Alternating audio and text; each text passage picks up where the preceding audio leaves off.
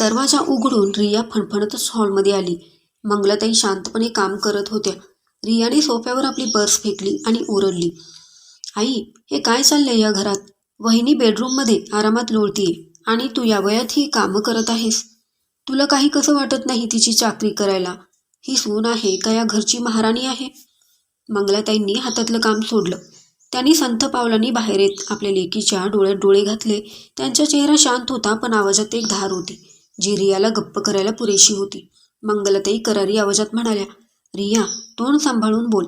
या घरात कोण कोणाची चाकरी करत नाही.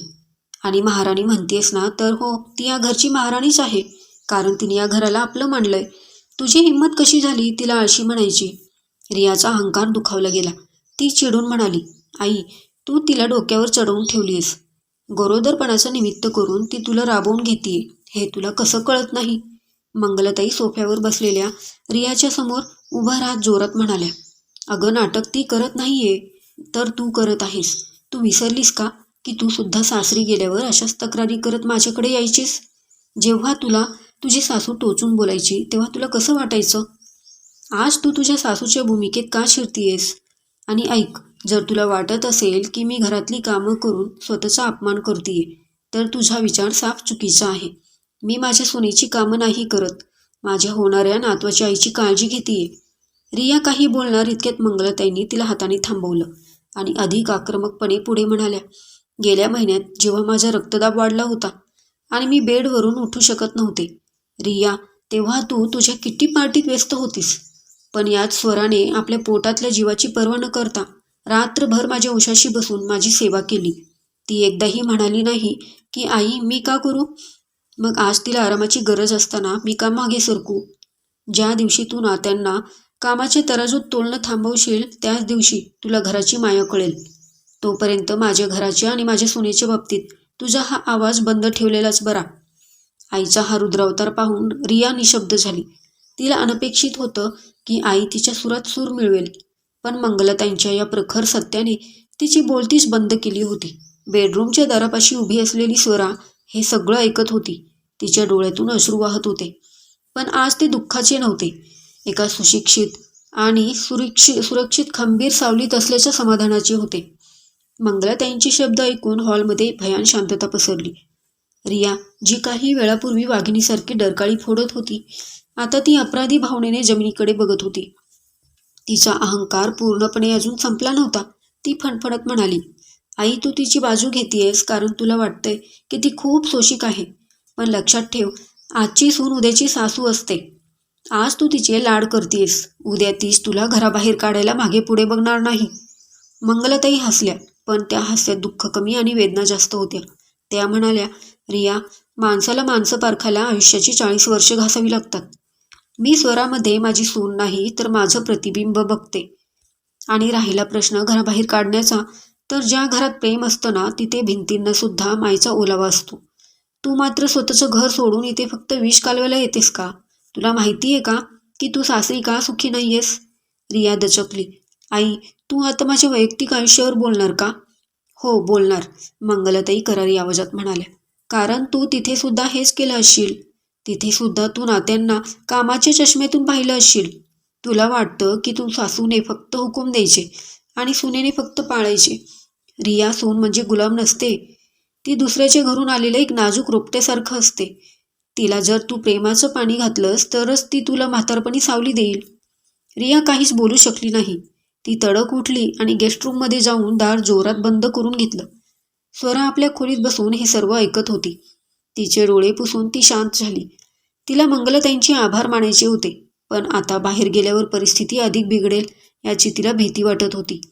तिने स्वतःला सावरले आणि कपाटातून तो सुंदर सजवलेला बॉक्स बाहेर काढला. त्या बॉक्समध्ये एक निळी पैठणी होती, जिचा काठ सोन्यासारखा चमकत होता. सोबतच एक नाजूक मोत्यांची माळ होती. स्वराने आपल्या साठवलेल्या पैशातून हे सासूबाईंसाठी घेतले होते. तिने मोबाईल उचलला आणि डिलिव्हरी स्टेटस चेक केले. आज दुपारी सासूबाईंच्या आवडीचा केकसुद्धा येणार होता. दुपारचे 2 वाजले होते. मंगलाताईंनी स्वयंपाक संपवला होता आणि ते जेवणासाठी सर्वांना बोलवणार इतक्यात पुन्हा दारावरची बेल वाजली. रिया आपल्या खोलीतून बाहेर आली. तिचा चेहरा अजूनही उतरलेला होता. मंगलाताईंनी दरवाजा उघडला. समोर एक डिलिव्हरी बॉय उभा होता. त्याच्या हातात एक मोठा चॉकलेटी केकचा बॉक्स होता. मंगला पाटील कोण आहेत? त्याने विचारले. मंगलाताई गोंधळल्या. मीच आहे, पण आम्ही तर काहीच ऑर्डर केलं नाही. तेवढ्यात स्वरा हळूच खोलीबाहेर आली. तिचा चेहरा आनंदाने उजळला होता. ती म्हणाली, आई ते पार्सल आत घ्या, ते मी मागवलं आहे. स्वरा जवळ आली आणि तिने तो केकचा बॉक्स टेबलवर ठेवला. रिया लांबूनच हे सर्व बघत होती. स्वराने मंगलाताईंचा हात धरला आणि त्यांना सोफ्यावर बसवलं. आई, आज मदर्स डे आहे. मला माहिती आहे की आज अनिकेत घरी नाहीत, पण त्यांच्या वतीने आणि माझ्या स्वतःच्या वतीने मला तुम्हाला हे सांगायचं आहे की तुम्ही माझ्यासाठी फक्त सासू नाही तर आई आहात. स्वराने कपाटातून तो साडीचा बॉक्स आणला आणि मंगलाताईंच्या मांडीवर ठेवला. मंगलाताईंचे हात थरथरू लागले. त्यांनी बॉक्स उघडला. आतली ती महागडी साडी आणि माळ पाहून त्यांच्या डोळ्यातून पाणी वाहू लागलं. अगं स्वरा, हे कशाला केलं बाळा?